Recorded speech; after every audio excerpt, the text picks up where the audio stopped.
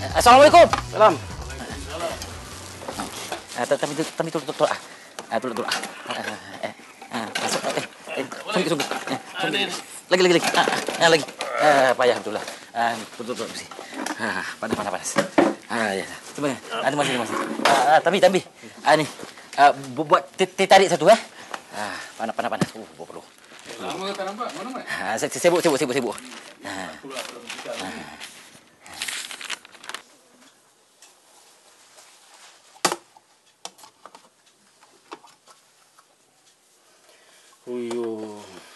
Banyak susah lah. Apa macam mau cari makan? Jika barang semua naik. Betul lah, Tambi. Ini surat khabar pun ada cakap. Hai, lepas ni tak tahulah apa pula lah yang nak naik. Hai. Mamat. Saya banyak hairan tau. Kenapa ini kerajaan mau bikin kita susah? Kita sudah sokong ini kerajaan. Patut dia mau tolong semua rakyat tau. Ada betul lah? Aku pun pening juga tu. Yang mana satu? Kau tengok ni. Soal kebaharakah, soal keadilan. Semuanya kutuk kerajaan. Kononnya, apa yang berlaku ni gara-gara salah pilih kerajaan. Betul ke kita dah salah pilih kerajaan ni? Salam satu Malaysia. Semua ada baik ke? Apa cerita? Ada bagus punya cerita ke? Tak ada Sing. Ini cerita harga naik punya cerita juga. Kerajaan tak ada patutlah kasih derah sama rakyat. Kita bukannya senang, Sing. Tengok itu sama Tambi. Dia mau cari makan pun susah. Meniaga pun susah. Kalau sekarang punya kerajaan, ini isu semua boleh keluar. You ingatlah, Sing, kalau lain parti ambil alih, you ingat ini problem semua boleh settle ke? Hello kawan. You semua ada pergi sekolah bukan? Sekarang punya teknologi sudah banyak bagus. Apa-apa latest punya information boleh dapat dalam internet.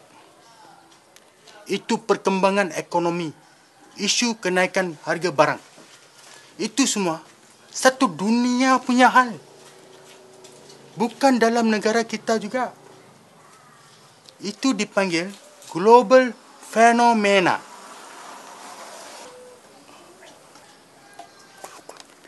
Tara bagus kita salahkan kerajaan. Kerajaan sudah banyak tolong sama kita. Ini isu kenaikan harga barang. Kalau sesiapa pun dalam kerajaan, tak boleh bikin apa-apa. Sama juga. You semua ada faham?